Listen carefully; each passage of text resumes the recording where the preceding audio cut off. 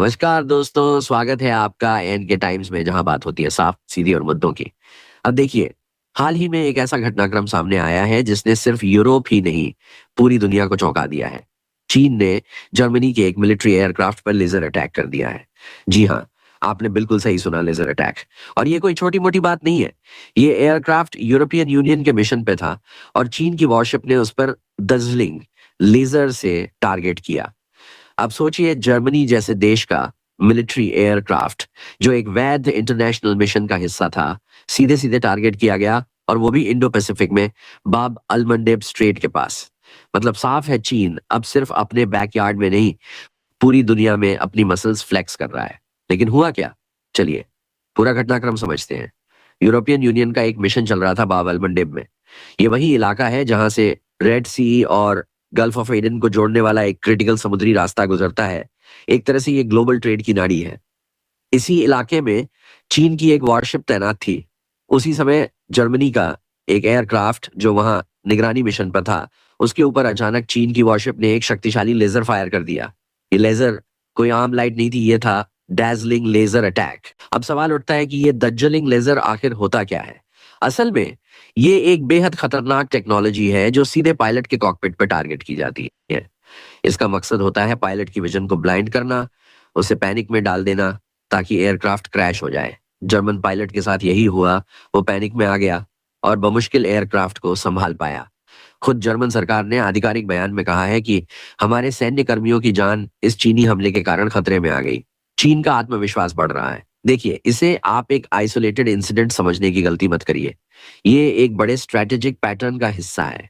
चीन पहले भी ऑस्ट्रेलिया के साथ ऐसा कर चुका है। उस समय भी ऑस्ट्रेलिया ने जमकर विरोध किया था, लेकिन हुआ क्या? कुछ नहीं।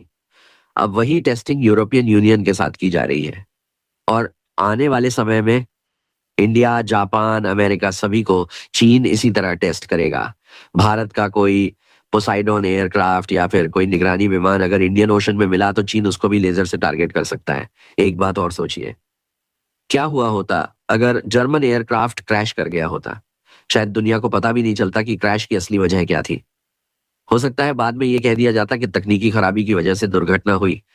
यही वजह है कि ये अटैक और भी ज्यादा है, और भी ज्यादा ईविल है, गुप्त, खतरनाक और बेहिसाब। चीन की रणनीति क्या है? असल में चीन ये देखना चाहता है कि कौन कितना आगे जाएगा। ऑस्ट्रेलिया के बाद अब यूरोप, फिर भारत और जापान, और अंत में अमेरिका। ये एक बहुत ही कैलकुलेटेड रणनीति है। पहले छोटे देशों को टेस्ट करो, फिर बड़ी ताकतों पर नजर डालो। और ये मत भूलिए, चीन अब ब्लू वाटर नेवी बना चुका है। यानी अब वो सिर्फ साउथ चाइना सी तक सीमित नहीं है, वो इंडियन ओशन पार कर चुका है। भारत को क्या करना चाहिए? देखिए, भारत को भी अब सिर्फ निंदा करने से आगे बढ़ना होगा।